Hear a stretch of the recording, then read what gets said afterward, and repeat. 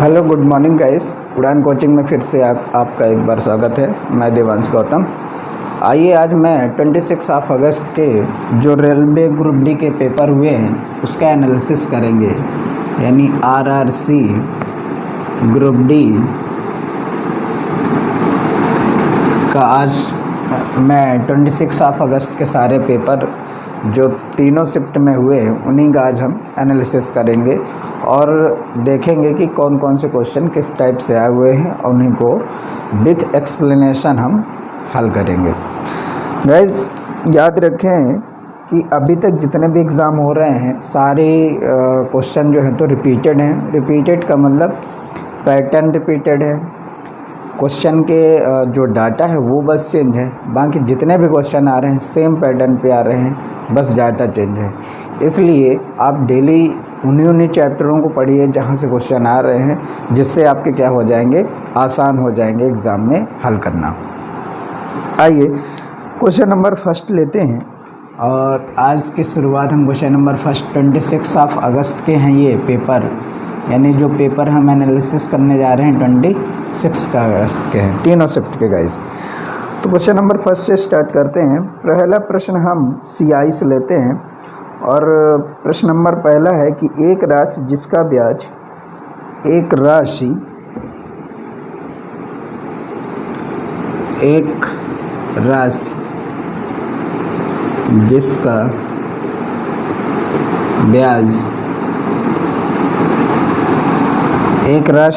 जिसका ब्याज वार्षिक रूप से जोड़ा जाता है, वार्षिक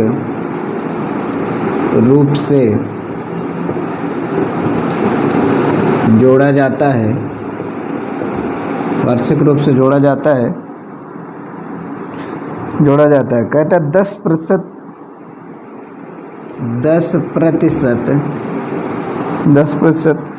प्रतिवर्ष चक्रवृद्धि ब्याज,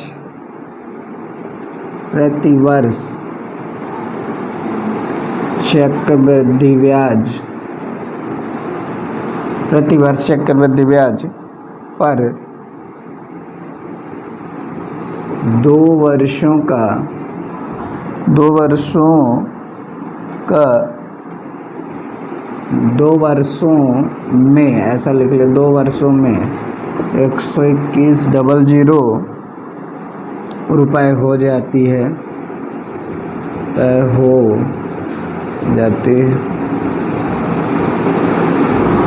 तो कह रहा है वह राशि है,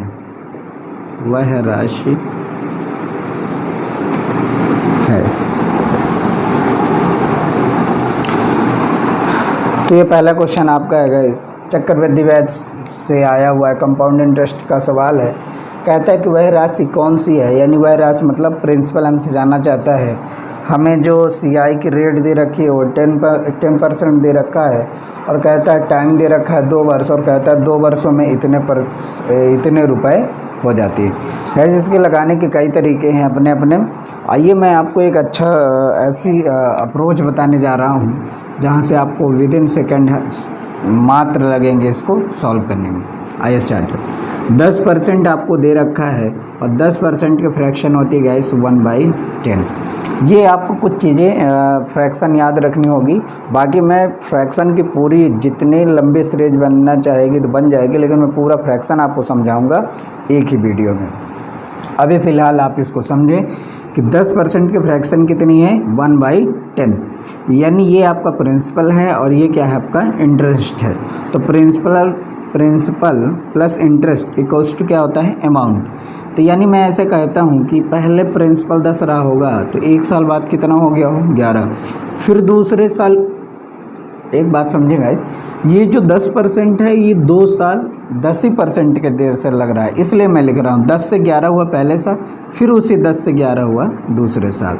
मैं ये कहता हूँ कि 1 साल में 10 से 11, फिर दूसरे साल 10 से 11, और इन दोनों गुणा कर दे तो कितना हो जाएगा 100, इन दोनों गुणा कर दे कितना 121। यानी ये आपका प्रिंसिपल है, ये आपका अमाउंट है, और इन दोनों के बीच का ये जो अंतर है वो क्या है, इंटरेस्ट है। क्वेश्चन में कह रहा है कि 2 वर्षों में 121 हो जाता है, मतलब यही आपको दे रखा है, यानी ये जो आपका 121 हो रहा है, 121 हो रहा है, ये अमाउंट है। यानी 121,000 हो रहा है। आई होप की बात क्लियर, यानी 121 यूनिट की वैल्यू इतनी है तो एक यूनिट की वैल्यू कितना गुना हो जाएगा इस 100। तो इसमें आप 100 का मल्टीप्लाई कर देंगे तो कितना हो जाएगा आपका 140। तो आई होप की बात एकदम से क्लियर हो गई होगी। तो इकाई दहाई सैकड़ा हज़ार 10,000, यहाँ 12,100 रुपये थे और यहाँ कितना हो गया 10,000। तो योर आंसर कितना हो जाएगा 10,000 रुपये। आई होप कि ये बात आपकी क्लियर हो गई होगी। यानी आपका प्रिंसिपल कितना हो गया 10,000। ये आपका आंसर है। आइए अगला सवाल देखते हैं। और इस तरह के ये बेस्ट अप्रोच है, और इसके अलावा फिर मैं आपको और तरीके से सिखाऊंगा जब सिंपल इंटरेस्ट या कंपाउंड इंटरेस्ट पढ़ा रहा हूँ पढ़ाऊँगा। तो आइए अगला सवाल कहता है, और ये क्वेश्चन आपका क्वेश्चन नंबर 2 है और बहुत ज़बरदस्त क्वेश्चन है गाइस। इस प्रश्न में मैक्सिमम स्टूडेंट रुक जाते हैं। तो आइए इस प्रश्न को पहले हम समझते हैं और हल करेंगे। कहता है कि यदि 4 पुरुष अथवा 8 स्त्रियां 4 पुरुष अथवा 8 स्त्रियां 4 पुरुष अथवा 8 स्त्रियां किसी कार्य को 15 दिनों में कर सकती हैं। किसी कार्य को 15 दिन में कर सकते हैं, कर सकती हैं। आगे कहता है तो 6 पुरुष और 12 स्त्रियां, तो 6 पुरुष और 12 स्त्रियां इसी कार्य को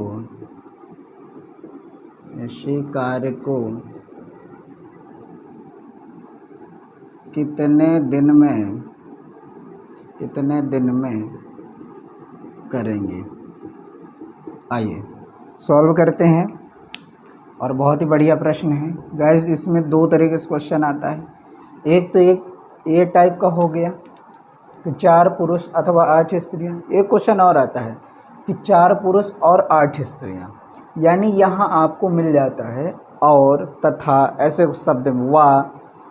तो गाइज याद रखें, अथवा या वा मिले इसका मतलब होता है या तो ये लोग काम कर रहे हैं या तो ये लोग, दोनों ही आपस में इक्वल हैं।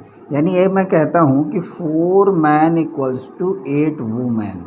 आई होप की बात क्लियर होगी। इसी की जगह यदि और होता तो अब हम यहाँ क्या कर देते, प्लस कर देते। लेकिन ये कह रहा है कि या तो 4 पुरुष उस काम को कर रहे हैं 15 दिन में, या तो 8 स्त्रियां क्या कर रही हैं इसी काम को 15 दिन में। तो मैं ये कहूँ कि ये जो है तो आपस में क्या है, इक्वल है। ये काम जो है इक्वल है, ऐसा आप समझ लें तो क्लियर हो जाएगा। बस मतलब ये आदमी इतने दिन में काम करते हैं तो यही काम होता है, और इसी काम को इतने लोग इतने दिन में करते हैं। यदि इसको सॉल्व किया जाए, इनका रेशियो निकाला जाए तो 4 मैन इक्वल्स टू 8 वुमेन। तो man upon women equals to कितना हो जाएगा 8/4 इक्वल्स टू 2/1। मनी एक मैन की क्षमता कितनी हो गई 2, और वुमेन की कितनी हो गई 1। एक मैन की 2 क्षमता और एक वुमेन की 1 क्षमता। अब आइए सॉल्व करते हैं। अब कहता है अब इनमें से किसी भी एक को ले लें आप और काम को बना लें। यानी 15 × 4 मैं ये 4 आदमी है और एक आदमी की क्षमता कितनी है 2, तो इतना मिलके ये काम हो गया। अब कह रहा है इसी काम को 6 पुरुष एक पुरुष की क्षमता 2, तो एक पुरुष की क्षमता 2 तो 6 पुरुष की 12, और 12 स्त्रियां और एक स्त्री की एक ही क्षमता तो 1। तो ये आपका हो गया 15 × 4 × 2 बटे 6 दूनी 12, 12 दूनी 24, 4 छंग 24, 2 तिहाई 6 और 3 पचे 15, यानी 5 डेज। कितना आंसर आ गया गाइस 5 डेज। आई होप कि ये बात आपकी क्लियर हो गई होगी। यानी 6 पुरुष और 12 स्त्रियां इसी कार्य को कितने दिन में कर देंगी? 5 दिन में। आइए अगला सवाल लेते हैं। और ये प्रश्न जितने भी आज मैं एनालिसिस कर रहा हूँ सब रेलवे में आए हुए 26 अगस्त के तीनों शिफ्ट के पेपर को मिलाकर हैं। तो इस बात को याद रखेंगे कि इस तरह के जब भी प्रश्न आएंगे तो आपको हल ही करना है और कोई भी प्रश्न उड़ के नहीं आया। एक क्वेश्चन और है गाइस, सिंपल इंटरेस्ट से सवाल है और बहुत ही आसान प्रश्न है। कहता है कि 10% साधारण ब्याज की दर से, नंबर 3 है 10% साधारण ब्याज की दर से 10% साधारण ब्याज की दर से 3,000 रुपये राशि 3,000 रुपये राशि 2 वर्ष में कितनी हो जाएगी? 2 वर्ष में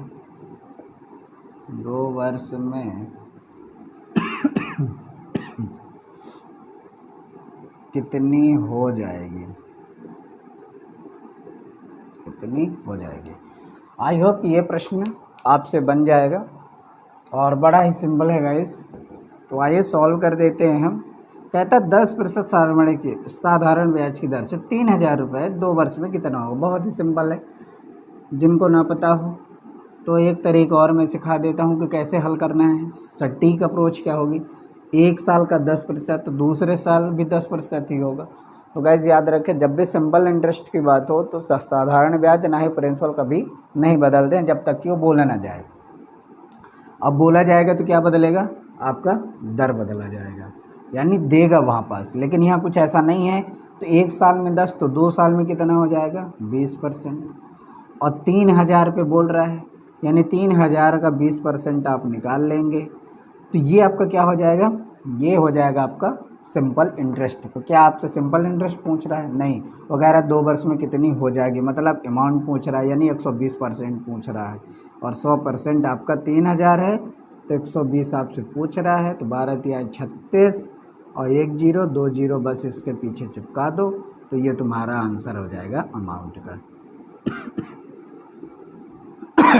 तो कितना आ गया आपका 2 साल में अमाउंट? 3600 रुपये। आई होप कि ये बात भी आपकी क्लियर होगी। बड़ा आसान है गाइस। एक साल में 10%, 2 साल में 20%। तो चूँकि अमाउंट पूछ रखा है तो 120%, यानी 100 तो प्रिंसिपल है तो 120 जानना चाहता है तो 120/100 आप आंसर निकाल लेंगे। आइए अगला सवाल देखते हैं। अगला प्रश्न आपका है 12, 18, 30 का चतुर्थानुपात ज्ञात कीजिए। 12, 18, 30 12, 18, 30 का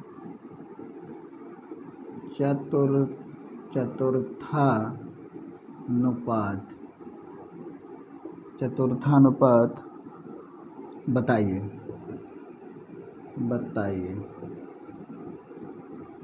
यह प्रश्न है गाइस, इसके कई तरीके हैं अपने सॉल्व करने के, लेकिन जो बेसिक है वही सबसे बेस्ट है। कोई डायरेक्ट लगा लेता है, उसको समझ आ गया, तो जिसको नहीं आया तो आइए मैं समझाता हूँ। जब भी इस प्रश्न को हल करना हो तो मैंने बताया है कि A/B समानुपाते C/D।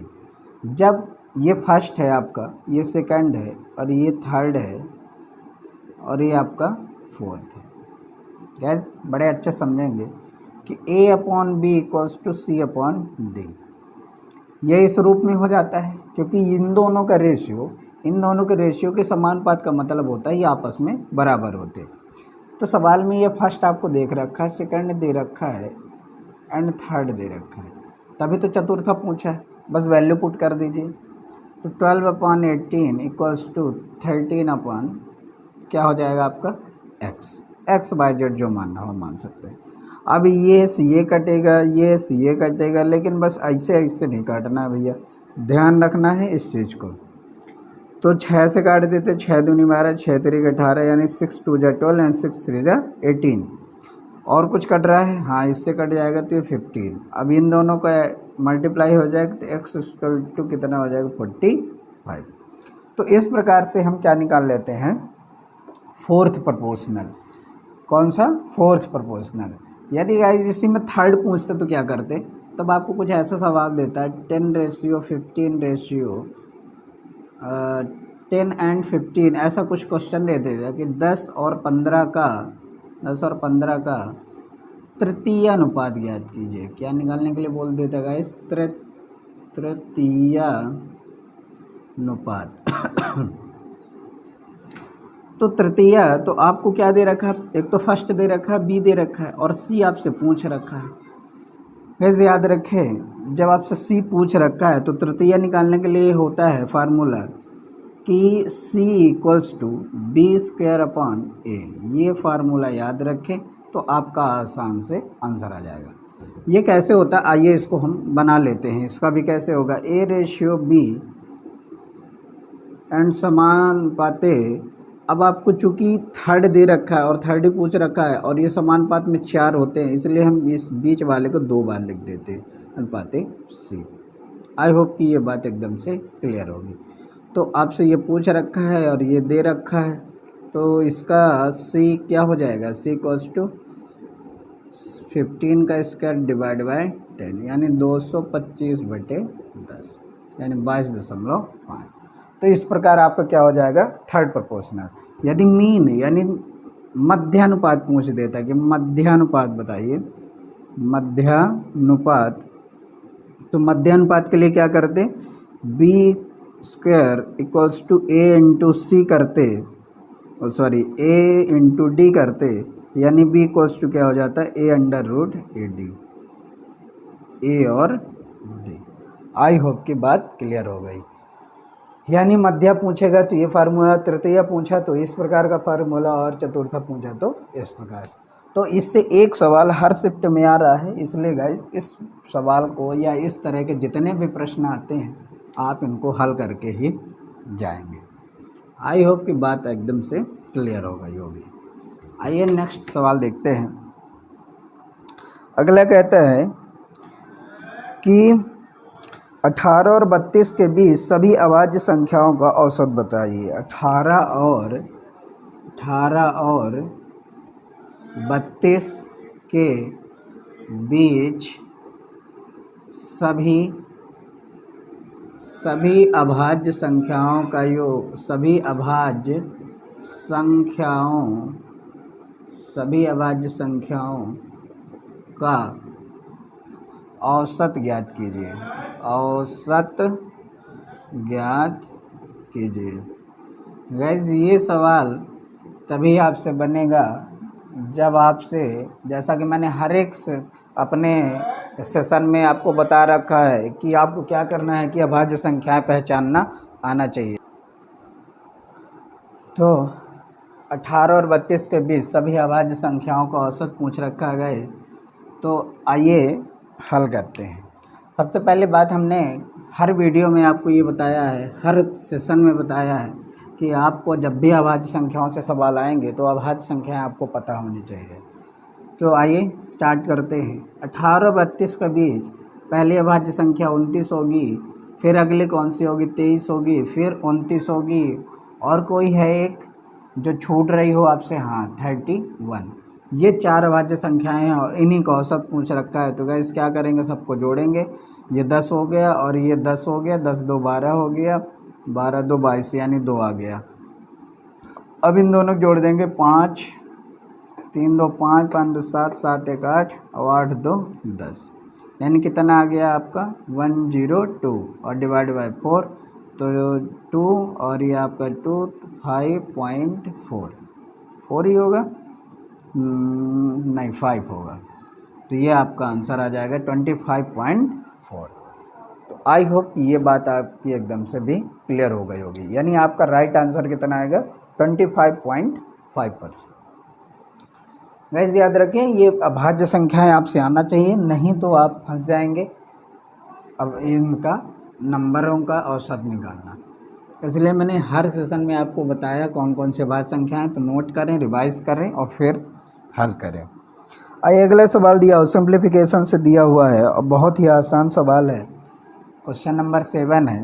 कहता है कि 1/(x 1/2 + 3/2 + 3 = क्या होगा। तो आई होप कि मैं समझ पाऊँ कि इसका सलूशन सभी निकाल लेंगे।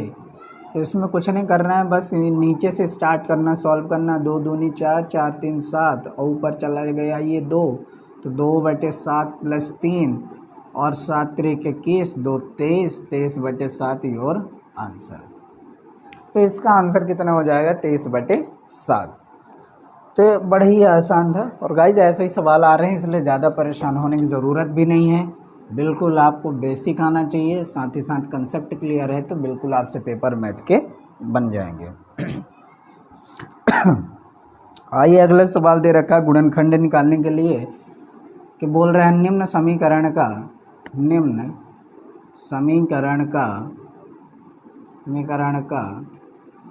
गुणनखंड क्या होगा। गुणनखंड क्या होगा। आपने ये सवाल 10th में खूब पढ़े होंगे इस प्रकार के, कि x² + 7x + 12 = 0। और ये फेमस क्वेश्चन था।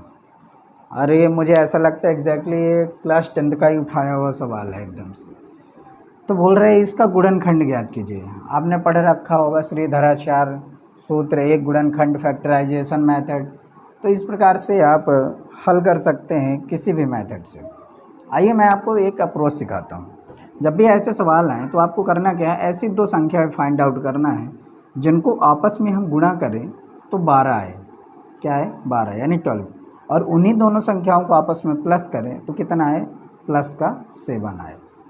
ऐसे हमें 2 नंबर फाइंड आउट करना है। यानी 4 × 3 कितना होगा, 12 हो जाएगा। और 4 × 3 कितना हो जाएगा, 7। आई होप कि एकदम से बात आप क्लियर हो गई होगी। यानी वो संख्या एक 4 होगी और एक क्या होगी, 3 होगी। लेकिन यहाँ प्लस है, तो ये हमें x की वैल्यू में कैसे मिलेंगे, यहाँ प्लस होगा तो याद रखिए कि ये दोनों काहे में मिलेंगे, माइनस में। तो आपके गुणनखंड क्या हो जाएंगे, -4 और -3। आई होप कि ये बात भी क्लियर हो गई होगी। तो इस प्रकार के जब भी सवाल आए तो आपको याद रखना है कि गुणनखंड कैसे सॉल्व करना है। और ये आपसे तभी से बनेगा जब आपको प्रैक्टिस होगी। तो अभी आप जिनका एग्ज़ाम होने वाला है, अभी हुआ नहीं है, तो गुणनखंड के प्रैक्टिस करके जाएं, और ताकि आपको एग्ज़ाम में रुकना ना पड़े। आइए अगला सवाल दे रखा है, बड़ा ही सिंपल क्वेश्चन ये भी है। और देखिए कैसे कैसे पेपर आ रहे हैं आपको। किसी घन का संपूर्ण पृष्ठ का क्षेत्रफल किसी घन के संपूर्ण पृष्ठ का क्षेत्रफल 150 सेंटीमीटर स्क्वायर है। 50 सेंटीमीटर स्क्वायर है। कह रहा है तो घन का आयतन ज्ञात करें। घन का आयतन ज्ञात करें। बहुत ही सिंपल आसान एकदम क्वेश्चन है, और देखते ही इसका आंसर सभी के आने चाहिए। तो यदि मैं सॉल्व करता हूँ तो आपको पहले एक तो मैंने बता रखा है फार्मूले, और आपको फार्मूला यदि पढ़ना है तो मैंने वीडियो डाल रखी है केवल फार्मूले के 3D वाले। तो वहाँ से जाके आप देख सकते हैं कि हर एक क्वेश्चन में फार्मूले बेस्ड क्वेश्चन आ रहे हैं गाइज, और कुछ भी नहीं आ रहा है। इसलिए बिल्कुल फार्मूला रिवाइज करके जाना है आपको। तो घन का संपूर्ण पृष्ठ का क्षेत्रफल क्या होता है, 6a², और ये हमें दे रखा कितना, 150। इससे आप इसको डिवाइड कर देंगे तो 6 दूनी 12, 6 पंचे 30, यानी a की वैल्यू कितनी आ जाएगी गाइस, 5 सेंटीमीटर। आपका कितना आ गया, 5 सेंटीमीटर। क्या हमसे ये क्वेश्चन पूछ रहा है, नहीं, हमसे क्या पूछ रहा है, आयतन। तो आयतन का फार्मूला क्या होता है, a³ मतलब 5 का क्यूब, और 5 का क्यूब कितना होता है, 125 सेंटीमीटर क्यूब। तो your answer 125 centimetre cube. I hope कि ये भी बात आपकी क्लियर हो गई होगी। आइए अगला सवाल देखते हैं। और अगला जो सवाल है आपका, वो आपका सवाल है सिंप्लीफिकेशन से, और बहुत ही आसान सवाल है।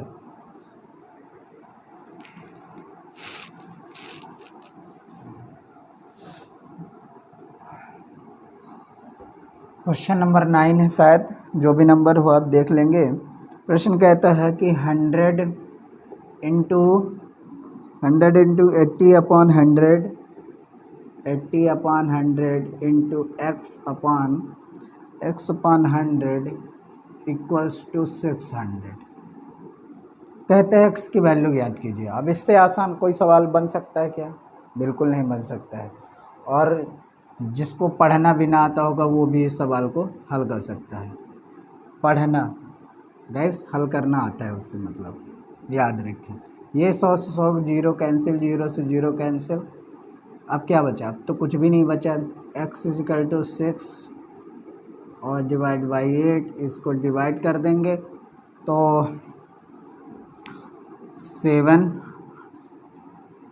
ये हो गया 5 और ये हो गया 0। क्या मैंने कुछ मिस्टेक की है? कोई मिस्टेक की है? हाँ, कोई मिस्टेक है क्या? यस, मिस्टेक है गाइस। यहाँ 1000 है क्योंकि ये 0 नहीं आता है, आपके ऑप्शन में नहीं दे रखा था। ऑप्शन में बिना 0 वाले थे, तो इस प्रकार से यहाँ 1000 है तो ये 0 से ये 0 और कट जाएगा, तो गाइस यहाँ ये रहेगा। तो बस आंसर आपका x = क्या हो जाएगा? 75। आई होप कि ये बात भी आपकी क्लियर हो गई होगी। आइए अगले सवाल लेते हैं, और ये रेशियो से है, अनुपात से पूछा गया सवाल है। तो याद रखें, ये सवाल को लगाते समय कह रहा है कि A/B बराबर 1/2। इफ़ यदि A/B इतना हो और B/C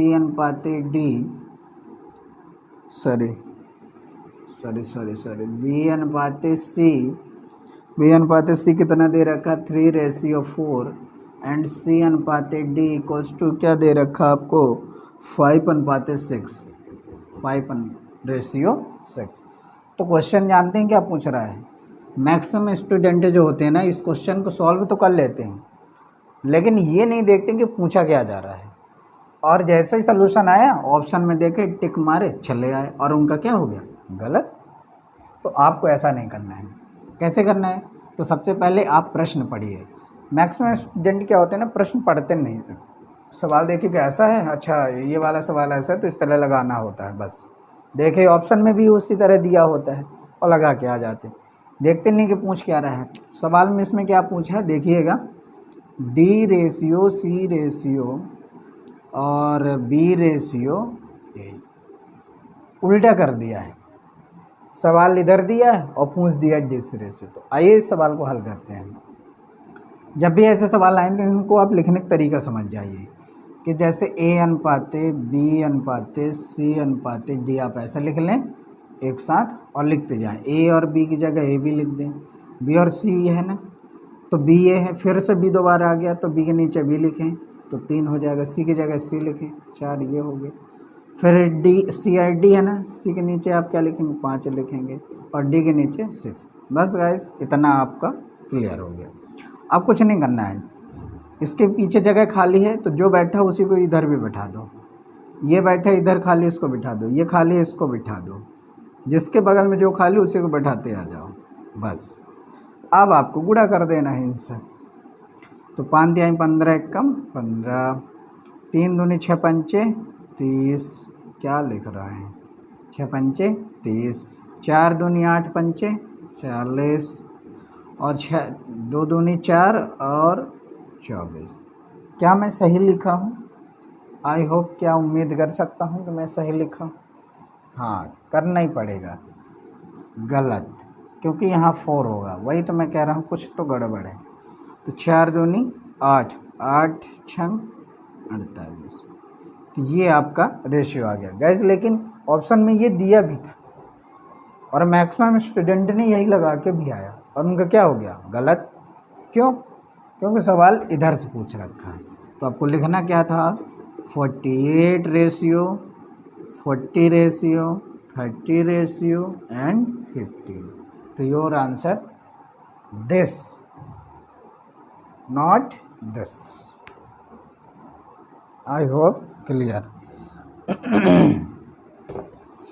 आइए अगला सवाल देखते हैं, और ये बहुत बढ़िया प्रश्न है। देखिए प्रश्न तो सारे सिंबल आते हैं, बस आपको क्या है थोड़ा सा उसमें अवेयर रहने की ज़रूरत है कि प्रश्न किस प्रकार पूछा जा रहा है। अगला प्रश्न है आपसे पूछा जा रहा है कि यदि किसी परीक्षा के लिए चुने गए 10 छात्रों में से यदि किसी परीक्षा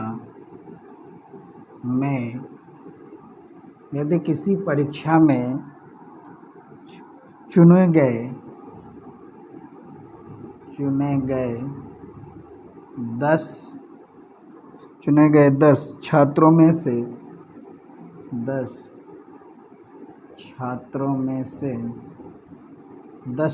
में से 3 छात्र 20 वर्ष की आयु के थे।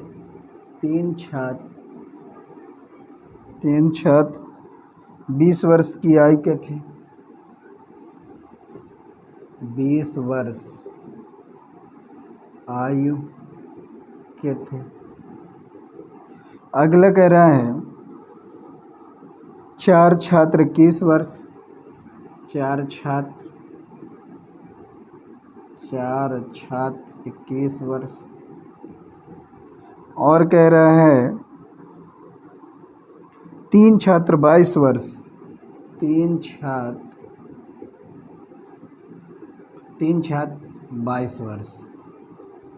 3 छात्र 22 वर्ष आयु के थे।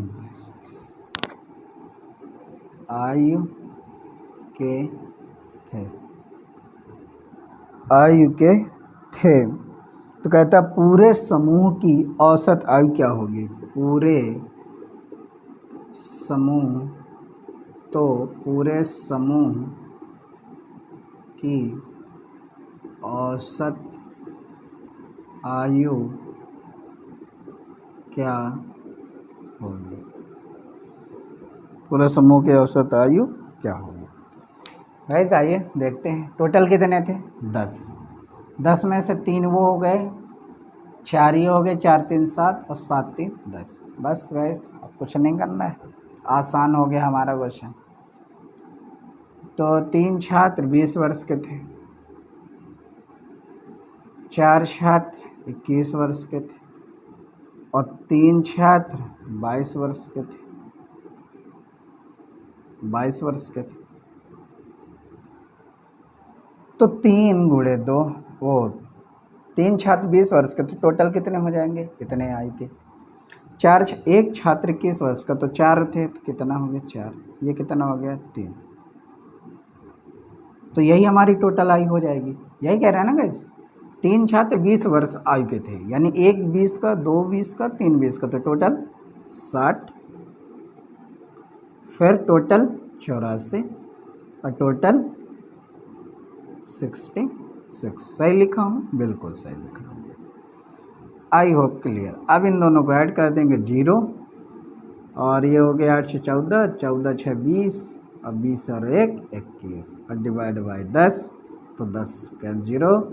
तो इनकी एवरेज आयु कितनी हो जाएगी 21 वर्ष।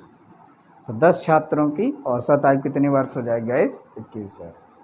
ये प्रश्न बड़ा आसान था और इसमें कोई ट्रिक नहीं, बड़ा आसान डाटा है। इसी तरह आप बनिए लिखिएगा तो आज जल्दी से हो जाएगा। इसका कोई ट्रिक अपनाने की कोशिश ना करें। क्या देखिए 3 छात्र कितने के थे 20 वर्ष का था तो टोटल कितनी आयु हो गई 60। 4 छात्र 21 वर्ष के टोटल 84। 3 छात्र 22 वर्ष के थे तो टोटल एज 66। सबको जोड़कर 10 का भाग कर देंगे तो आपकी औसत आ जाएगी। आइए अगले प्रश्न पर चलते हैं। अगला प्रश्न आपका क्या है और इस प्रश्न को हल कीजिए। ये आपका ट्रिग्नोमेट्री से है। कह रहा है क्वेश्चन नंबर 12 शायद। Sine 60 degree, sine 60 into cos 30 degree plus sine 30 into cos 60 degree की वैल्यू क्या होगी। बड़ा आसान है गाइस, क्योंकि ये जो क्वेश्चन दे रखा है ना जस्ट रिवर्स है और कुछ नहीं है। इसका निकालना बड़ा आसान है। साइन 60 की वैल्यू क्या होती है √3/2। इसकी वैल्यू क्या होती है इसकी भी यही होती है √3/2 प्लस इसके कितनी होती है √3/2 सॉरी 1/2 इंटू इसकी वैल्यू कितनी होती है, तो 1/2। अब हल कर लीजिए, तो यहाँ से आ जाएगा 3/4 और यहाँ से आ जाएगा 1/4, तो 4/4 equals to 1। Your answer is 1। I hope कि ये बात आपको एकदम से क्लियर हो गई हो। तो राइट आंसर आपका कितना आ जाएगा, 1। बस इसमें कुछ नहीं करना था, वैल्यू पुट करके अपना सॉल्यूशन निकाल लेना था। अच्छा, ये सवाल तभी हल होगा जब आपको सारणी के सारे मान याद हो जाएंगे। गैस बड़ा आसान होता है भाई सारणी का मान भी याद करना। साइन और कास आप याद कर लीजिए, बाकी पूरी टेबल आपको याद हो जाएगी, क्योंकि सब एक दूसरे कहीं ना कहीं रिवर्स में होते हैं और आपको यदि ये पता भी होगा तो बन जाएगा। आइए अगले सवाल पे चलते हैं। और अगला सवाल कुछ ऐसा है, कह रहा कि √0.25 इंटू 0.26 का सलूशन क्या होगा। इसका वर्गमूल निकालिए क्या होगा। आइए हल करते हैं इस सवाल को। तो ज़रूर एक वर्गमूल से भी सवाल आ रहा है, इसलिए वर्गमूल भी पढ़ के आप जाइएगा। पॉइंट वाले ज़्यादा पूछ रहे हैं, तो इसका कितना हो जाएगा 0.5, ये बाहर आ जाएगा, लेकिन ये बाहर नहीं आ सकता गाइस। तो इसको मैं क्या लिख सकता हूँ, 26/100। क्या मैं ऐसा लिख सकता हूँ, ऑफकोर्स लिख सकता हूँ। आगे मैं इसको क्या करूँगा, 0.5 और अपॉन में 100 का क्या हो जाएगा 10/√26। इसको और कर दूँ तो ये 0 हो जाएगा, तो यहाँ से कर दूँ तो कितना हो जाएगा 120/26। इससे ज़्यादा और मैं कुछ नहीं कर सकता हूँ, इसलिए ये आपका आंसर ही माना जाएगा। इसका निकालना था तो मैंने इसका निकाल लिया 0.5, इसका निकाल नहीं सकता था मैं इस तरह लिख दिया। तो पॉइंट हटाएंगे 100 आएगा, 100 का 10 हो जाएगा, 10 बाहर आ जाएगा, ये पॉइंट हटाएंगे तो 0 और हो जाएगा, इसलिए 100 हो जाएगा। और 5/100 को मैंने सिंप्लीफाई कर दिया तो 1/20 आ गया। तो योर आंसर 1/20√26। आइए अगले प्रश्न पर चलते हैं। प्रश्न नंबर शायद हमारा 14 नंबर का है, जो भी होगा इस आप नोट जरूर कर लेंगे कौन से नंबर का आ रहा है हमारा। और ये बहुत बढ़िया प्रश्न है। कहता है कि त्रिभुज ABC सर्वांगसम है त्रिभुज PQR के। त्रिभुज ABC सर्वांगसम है त्रिभुज PQR के। साथ ही कहता है तो x का मान ज्ञात कीजिए। हो तो x का मान ज्ञात कीजिए। और साथ ही कुछ इसमें एक 2 ट्रायंगल आपको बना के दे रखा है, और एक इस प्रकार से और ट्रायंगल आपका हो गया। ये ABC है और ये PQR है, और ये दोनों ही त्रिभुज कैसे हैं, सर्वांगसम है। सर्वांगसम मतलब कॉन्ग्रुएंट है, सिमिलर नहीं है, ध्यान रखेंगे। अब साथ में क्या कहते हैं, कॉन्ग्रुएंट है, तो कॉन्ग्रुएंट की आपको क्या है ना डेफिनेशन पता होनी चाहिए। यदि ये आपको इसके सारे प्रॉपर्टी और डेफिनेशन पता है तो आप हल कर सकते हैं। इसमें कुछ चीज़ें और दिया गया इस कि यदि कहता है ये x+3 है और ये कितना है 18, ये x-2 है और ये कितना है 15, तो कहता है x की वैल्यू फाइंड आउट कीजिए। याद रखें, जब भी आपके सर्वांगसमता से सवाल आ जाए या ये कॉन्ग्रुएंट से आ जाए तो आपको करना क्या है कि इसकी प्रॉपर्टी ये कहती है कि यदि ये दोनों ही कॉन्ग्रुएंट है यानी सर्वांगसम है, तो इसकी प्रत्येक साइड ईच इक्वल होती है। क्या होती हैं, इक्वल होती हैं। यानी AB PQ के इक्वल होगा, AC PR के इक्वल होगा, BC QR के इक्वल होगा। साथ ही साथ इसके एंगल ये और ये और ये और ये भी आपस में क्या होंगे, इक्वल होंगे। ये किसकी है, कॉन्ग्रुएंट की डेफिनेशन। तो गाइज मैं ये कह सकता हूँ कि x+3 divide by 18 equals to x-2 divide by 15। क्या मैं ऐसे लिख सकता हूँ, ऑफकोर्स लिख सकता हूँ। क्यों, क्योंकि ये जो है तो 18 के बराबर है और ये कितने के बराबर, 15 के। इस सवाल से मैं ऐसा बना सकता हूँ। आइए आगे करता हूँ कि मैं इसको 3 से डिवाइड कर दूँ तो 6, 3 से डिवाइड कर दूँ 5 और क्रॉस मल्टीप्लाई कर दूँ तो ये 5x, ये 15 और ये आपका 6x और ये कितना हो जाएगा 12। तो यहाँ से x की वैल्यू कितनी आ जाएगी 27। आई होप कि बात क्लियर हो, क्योंकि ये यहाँ जाएगा तो -1, ये यहाँ जाएगा तो प्लस, तो 15 12 27 होता है। तो x की वैल्यू कितनी आ जाएगी गाइस 27। आई होप कि ये बात आपको एकदम से क्लियर हो गई होगी। आइए अगले प्रश्न पे चलते हैं, और अगला प्रश्न आपका बहुत बढ़िया प्रश्न है, ये मेंस्ट्रुएशन से रिलेटेड है। कह रहा है किसी वृत्त की त्रिज्या किसी वृत्त की त्रिज्या 14 सेंटीमीटर है, 14 सेंटीमीटर है। तो कहता है उसकी परिधि ज्ञात कीजिए। तो उसकी परिधि ज्ञात कीजिए। ये तो बच्चों वाला सवाल हो गया, यानी छोटा सा एक बच्चा भी इसको हल कर सकता है। आइए देखते हैं, फिर भी मैं बता दूंगा आपको सॉल्यूशन। कह रहा है वृत्त की त्रिज्या 14 सेंटीमीटर है, तो उसकी परिधि का फार्मूला क्या होता है 2πr। बड़ा सिंपल हो गया, 2 × 22/7 इंटू आर दे रखा है 14, 7 दूनी 14, 22 दूना 44 दूना 88 सेंटीमीटर, ये और आंसर। आई होप कि एकदम से क्लियर हो गई होगी बात। यानी ये 88 सेंटीमीटर में आया है, क्योंकि ये आपके सेंटीमीटर में ही दे रखा था। आई होप कि क्लियर हो। परिधि हमेशा उसी यूनिट पे होता है जिस यूनिट में उनकी त्रिज्याएं होती हैं। आइए अगले सवाल पे चलते हैं, और अगला प्रश्न फिर से आपका एक गुणनखंड से है कि निम्नलिखित समीकरण के गुणनखंड ज्ञात कीजिए। क्या ज्ञात करना है आपको? गुणनखंड ज्ञात करना है। गुणनखंड ज्ञात कीजिए। और गुणनखंड में एक्सप्रेशन आपको दे रखा है 8x² minus 22x minus 21 equals to 0। ये आपके पास एक्सप्रेशन है, और कहता है इसका गुणनखंड ज्ञात कीजिए। कैसे मैंने कहा, जब बार बार आप प्रैक्टिस करेंगे तो अपने आप इसके डाटा मिलने लगेंगे। वैसे आपको इसका सलूशन इतना आसान से नहीं कर पाएंगे, टाइम कंज्यूमिंग हो जाएगा यदि आपसे नहीं आया। तो आइए इसको ढूंढते हैं। इसका तरीका क्या है कि जब यहाँ इसके कोफिशिएंट में x² के, तो पहले इन दोनों को गुणा करते हैं। तो इन दोनों को गुणा करेंगे तो कितना आ जाएगा 168। अब मैंने बताया कि इस बीच वाले को हम ऐसे दो नंबर में तोड़ते हैं कि उनका आपस में गुणा करें तो इतना आना चाहिए, और उन्हीं दोनों संख्याओं को जोड़ कर या घटाकर कुछ भी करें तो कितना आ जाए -22। आइए ऐसे कौन से सवाल, तो दो ही नंबर है -8 -26 एंड 6। गाइस ये कैसे पता चला? क्योंकि मैंने प्रैक्टिस, जैसा मैंने कहा प्रैक्टिस, तो ये आपसे आने लगेगा। तो मैं क्या सोचा कि 6 में 8 का गुणा करें, या मैं ऐसे सोचता हूँ कि ऐसी कौन सी दो संख्या लें कि उनका आपस में गुणा करें तो 8। तो मैं यूनिट डिजिट पे जाता हूँ कि ऐसी कौन सी संख्या हम दो लें कि आपस में गुणा करें तो 8 आना चाहिए। तो 8 6 48 और 8 दूनी 16। आई होप की बात क्लियर हो गई होगी।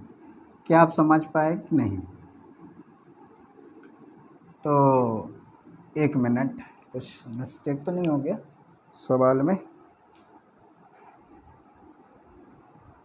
हाँ तो गाइस क्वेश्चन नहीं गलत है, सही है।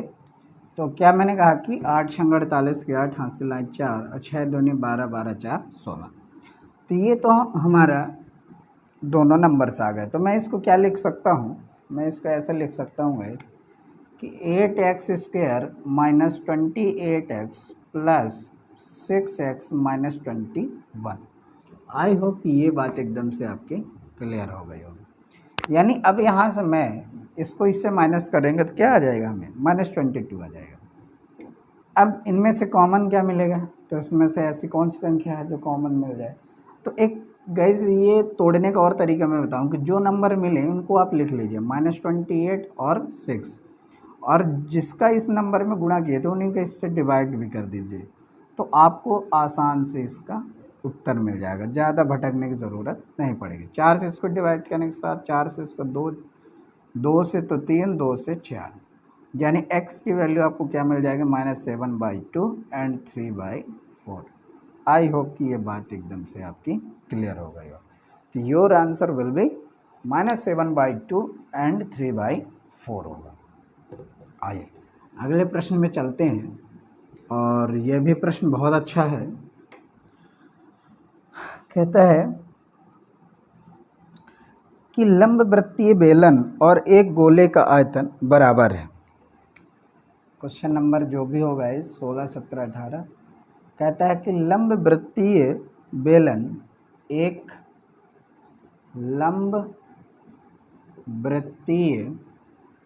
लंबवृत्तीय बेलन और गोले का आयतन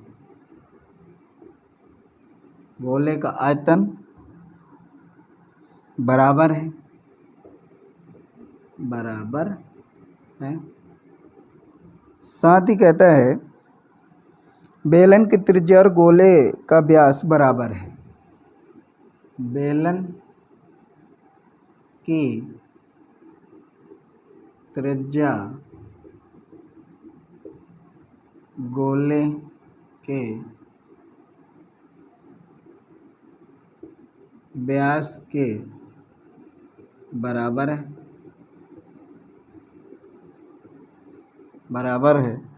तो कहता है बेलन की ऊंचाई और त्रिज्या का अनुपात क्या होगा। कहता है बेलन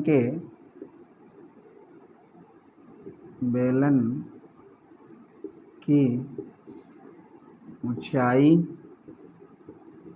और त्रिज्या का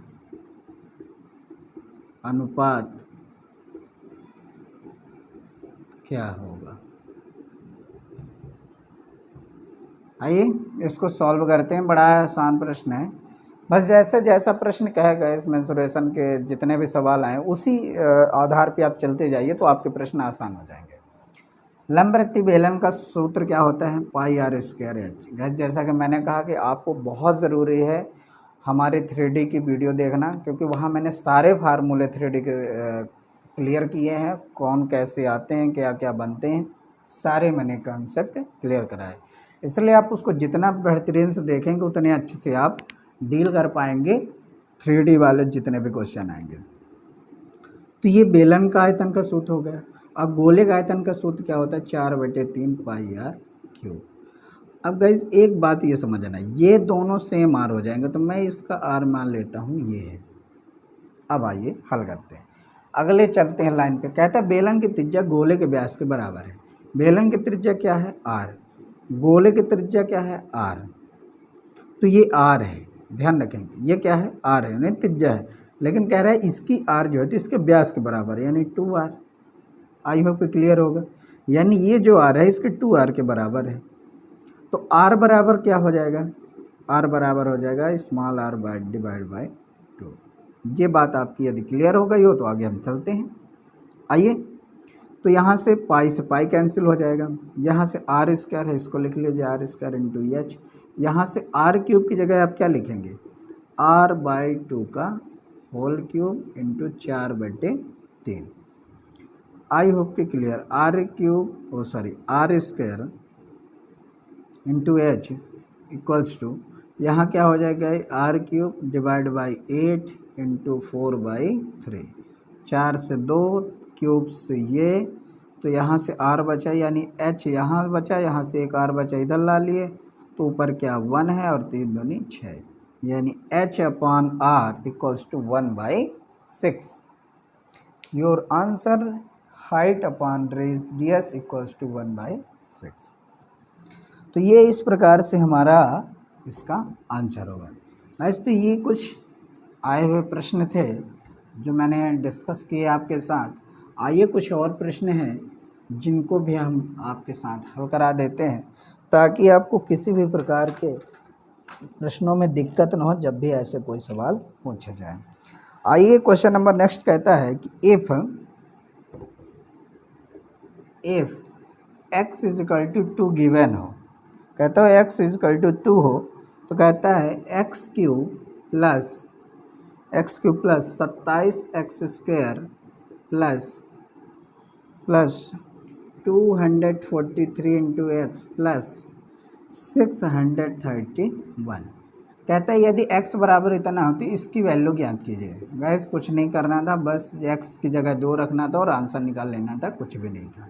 तो यहाँ से 8 हो जाता, यहाँ से 4 और 4 का गुणा हो जाता है इसमें, तो 7 चौक 28, 4 दूनी 8, 2 10 और प्लस 2 तिहाई 6, 4 दूनी 8, 2 दूनी 4 और 6 31, सबको जोड़ देते तो योर आंसर। तो ये प्रश्न आप आई होप कि कर ले जाएंगे, इसलिए मैं इसको नहीं बता रहा हूँ। आइए एक बहुत ही बेहतरीन प्रश्न है और ये सेशन का लास्ट प्रश्न होगा। तो गाइस देखिए, ये प्रश्न बहुत ज़बरदस्त प्रश्न है। ये नंबर क्या मैंने डाला तो मुझे याद नहीं, शायद जो भी हो लिख लेंगे। कहता है किसी अंकित मूल्य पर 40% और उसके बाद 30% किसी वस्तु के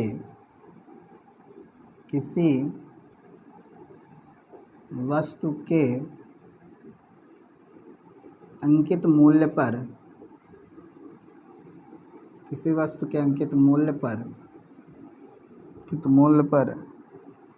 40% और इसके बाद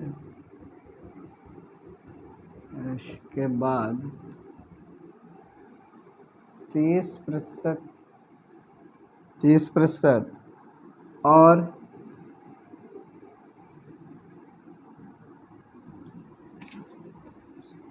40% के बाद 30% और यहाँ पर लिखेंगे और 40%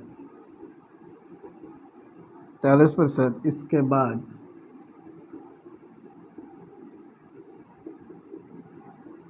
20% की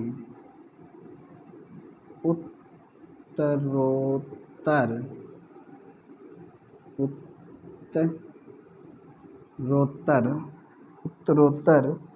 छूट में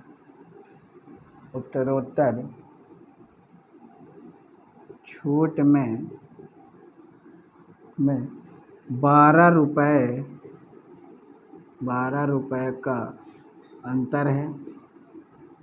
12 रुपये का अंतर है। कहता वस्तु का अंकित मूल्य क्या होगा? वस्तु का अंकित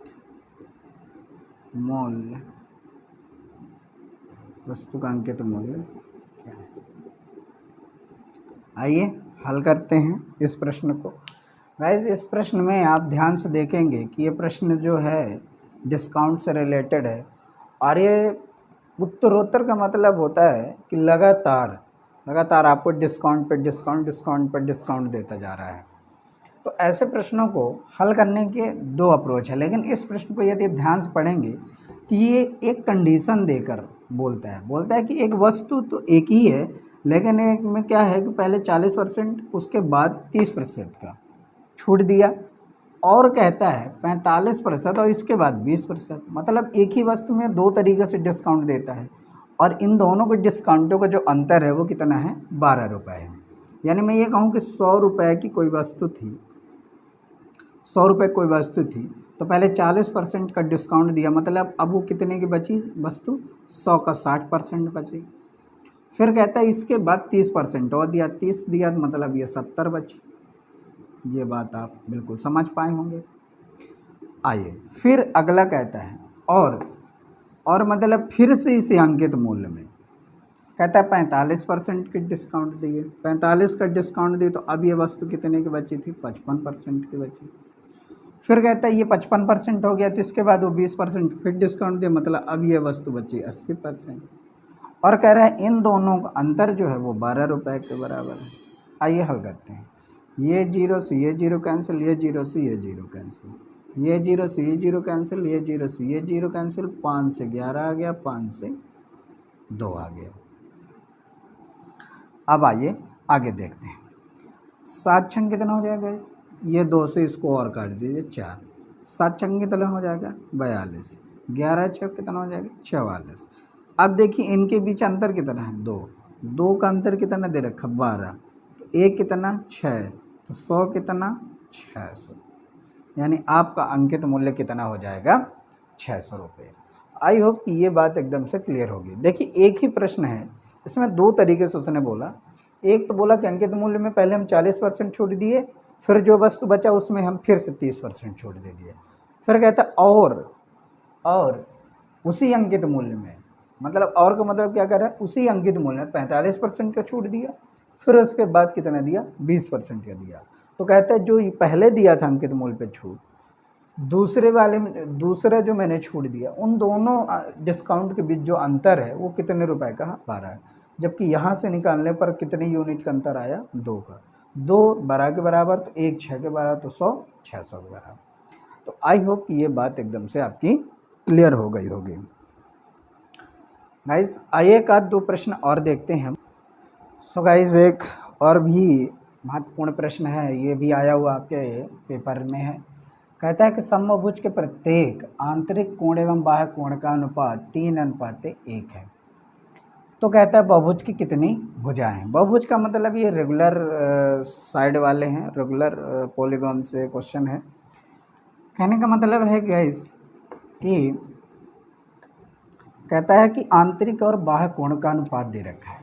आप याद रखें कि एक कंडीशन होता है कि आंतरिक कोण किसी भी रेगुलर में आंतरिक कोण प्लस बाह्य कोण का जो योग होता है वो 180 डिग्री होता है। आइए मैं दिखाता हूँ।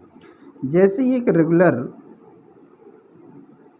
मैं बहुभुज लेता हूँ, रेगुलर पॉलीगॉन है, तो गाइज ये कहलाते हैं आपके आंतरिक कोण, ये कहलाते हैं आपके आंतरिक कोण, ये सभी क्या हैं आपके आंतरिक कोण।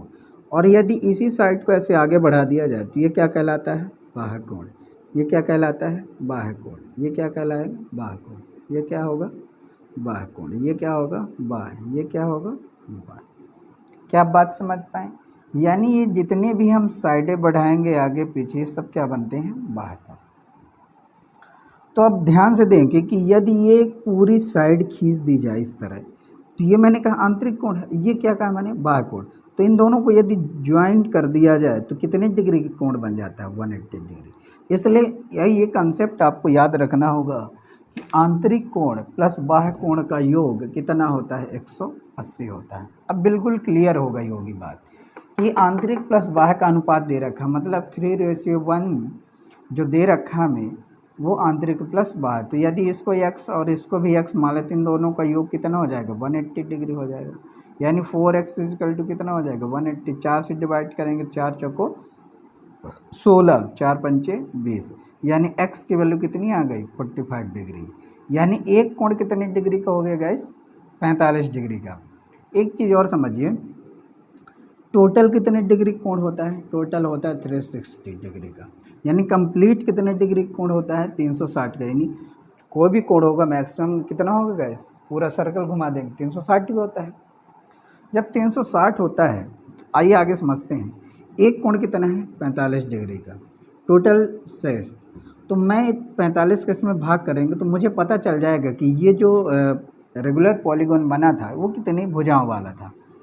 तो 9 पना 45, 9 चौको 36, 9 0 5 8 40, यानी कितनी भुजा रही होंगी गाइस, 8 भुजाएं।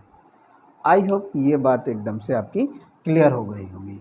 आइए इसके कुछ कंसेप्ट और लिखा देता हूँ और इस फार्मूले को याद करके जाइएगा कि जब भी आपको रेगुलर पॉलीगॉन से क्वेश्चन आए तो यदि पूछा जाए कि बताइए आंतरिक कोण प्लस बाह्य कोण का योग कितना होता है, 180 आता है।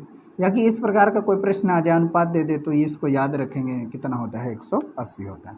यदि क्वेश्चन यही पूछ ले कि रेगुलर पॉलीगॉन जो दिया होता है उसके प्रत्येक आंतरिक कोण का योग क्या होगा, तो याद रखें फार्मूला लिखेंगे n-2 × 180 डिग्री। ये प्रत्येक आंतरिक कोण का योग है, प्रत्येक आंतरिक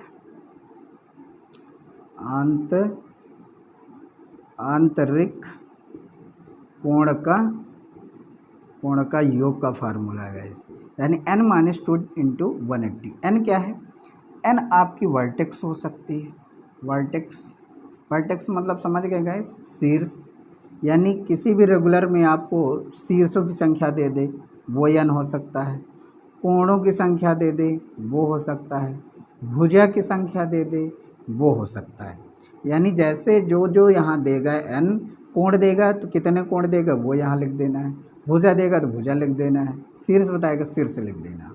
जितना इसमें लिखेंगे -2 करेंगे 180 करेंगे तो प्रत्येक आंतरिक कोण का योग आ जाएगा। यदि प्रत्येक आंतरिक कोण का योग दे रखा हो और आपसे साइड पूछ रखा हो तो आपको कुछ नहीं करना है, डिवाइड बाय n कर देना है, डिवाइड बाय n कर देना है। ये बात एकदम से क्लियर हो गई होगी। आइए अगला, अब आपसे पूछ दिया जाए कि बताइए प्रत्येक बाह्य कोण का योग कितना होगा। प्रत्येक बाह्य कोण का योग, हाँ क्या क्वेश्चन पूछने वाला था, अच्छा प्रत्येक कुल आंतरिक कोण का योग कितना होता है 360 होता है। यानी टोटल एक सर्कल में कितना होता है 360 होता है। और ध्यान रखें बाह्य कोण, कुल बाह्य कोण का योग आपसे पूछे तो कुल बाह्य कोणों का योग पूछे तो कितना होगा 360 डिग्री होगा।